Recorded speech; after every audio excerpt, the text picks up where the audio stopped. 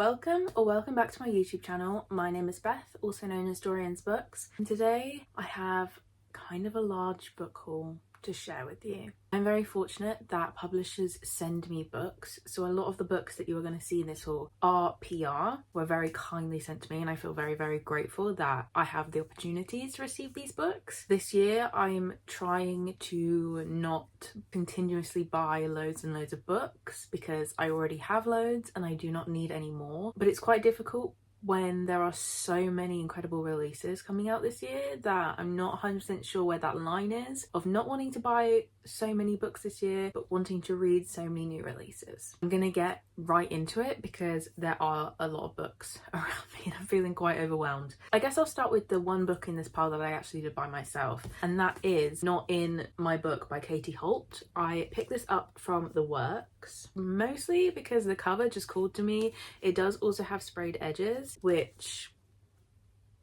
I just had to have it for myself. And all I know about this, I believe it's two writers who have to work together to write a book. That's all I know. I'm sold. The cover is beautiful. Also, yes, because I know you're all wondering, I have painted bugs on my nails.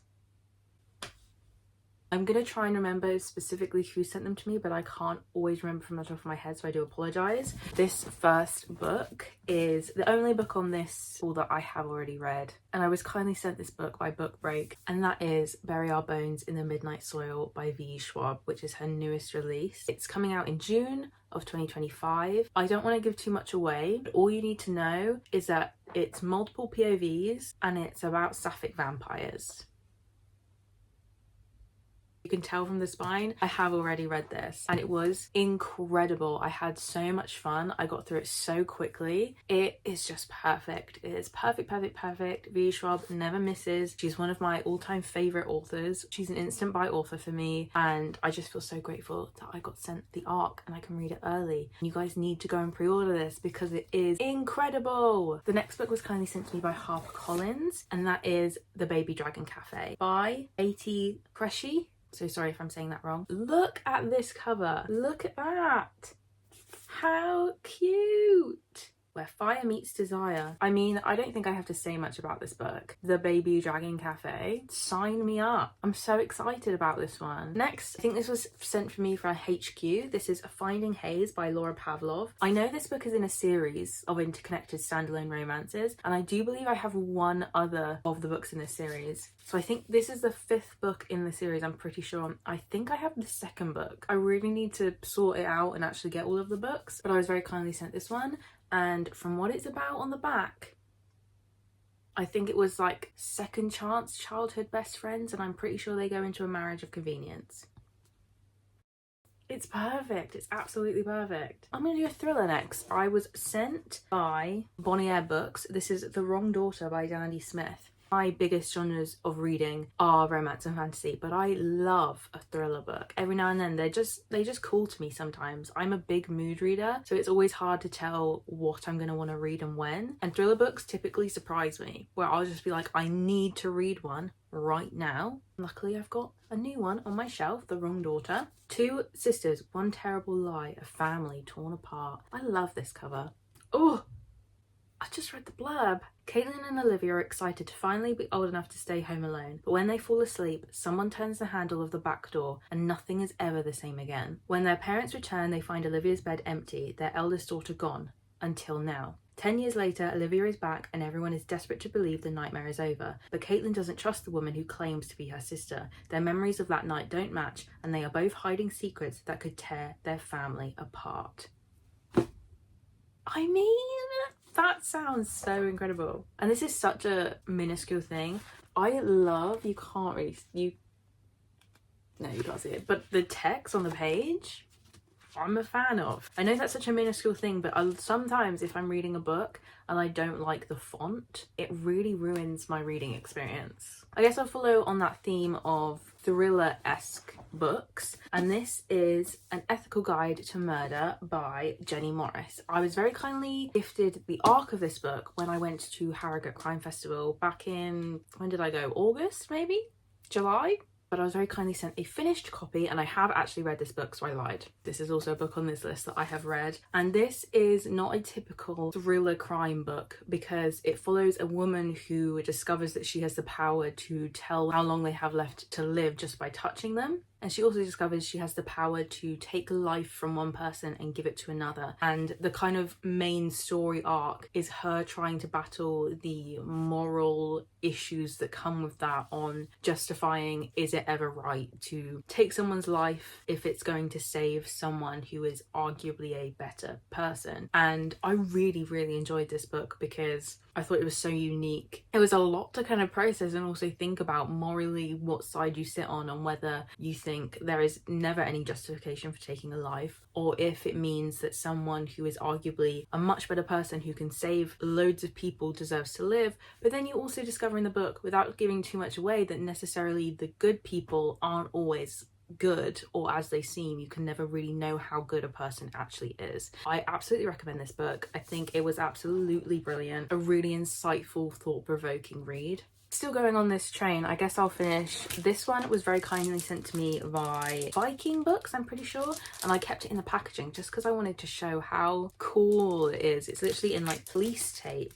The back literally says, "Warning, contains the biggest twist of 2025. This is coming out in April. The Midnight King. Husband, father, serial unaliver." The back says, "From August 1994 until May 2008, 13 children from the greater Nashville metropolitan area became victims of a serial unaliver. The press called him the Music City Monster. I called him Dad, but he called himself the Midnight King." Some of my top favourite thriller books have always been ones when it's from the point of view of the child of a serial unaliver. I find that point of view so interesting and how it can like come into play in these books. So this is definitely one that I am hugely anticipating reading. I think this might be one of the next books I pick up, quite honestly, because I have been really in the mood for a thriller and this just seems like it's right up my street. Next, these were kindly sent to me by Penguin, I believe, and that is 3 of the books in the Legacy of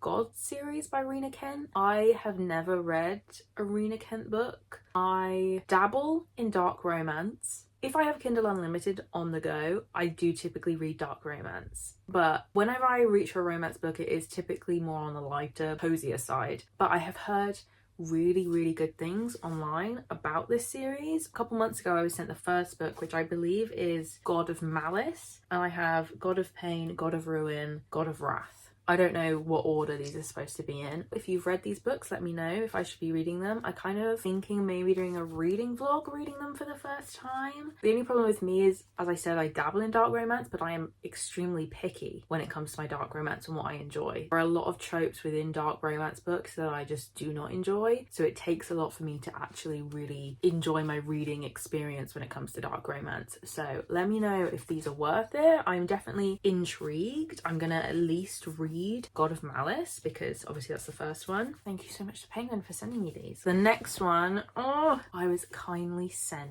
What If I Never Get Over You by Paige Toon. This comes out in April 2025. I am a huge Paige Toon enjoyer. Her books destroy me without fail. I think I've cried at every Paige Toon book I've read. Paige Toon just writes romance in such a heart-wrenching, soul-destroying way. But I come back time and time again to continue reading her books. So 7 Summers was the last book of hers I read, I believe. And oh my gosh, I actually can't talk about that book because genuinely,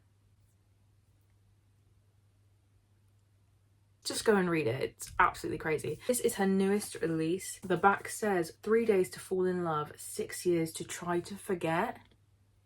Oh my gosh, it's a holiday fling.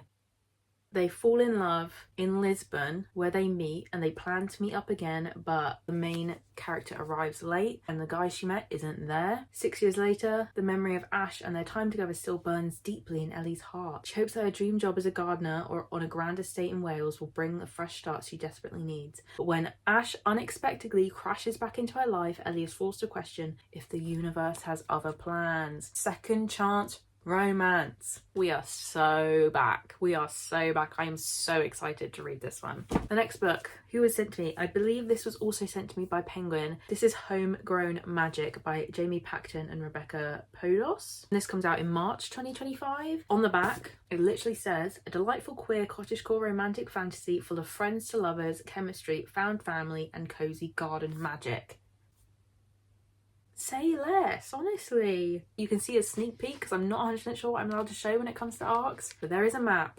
Oh my goodness. So excited to read this one. And the last book on this list is one arguably I am the most excited about, because if you watched my last video of my most anticipated book releases of 2025, I spoke about this book. And maybe 2 days after filming that video, I received it in a parcel and I screamed and I did cry and I freaked out because I wasn't expecting it. And that is Emily Wilde's Compendium of Lost Tales by Heather Fawcett. I feel like I spoke enough about this book in my last video that I really don't need to get into this, but this is the third book in what might be a trilogy. I'm not actually 100% sure because I did look it up after that video and it doesn't say that this is the final book, so fingers crossed we get hundreds and hundreds and hundreds of books in this series because I don't want it to end. But yeah, I don't want to go into too much detail because obviously it's the third book if you haven't read the rest of the series, but it is practically a cozy fae romance. It's got academic rivals in the first book and it's these researchers who research the fae and the fae realm, and it kind of goes from there and they go on a research trip and then things happen and then we get the second book and now we're on the third book. You with me? You following?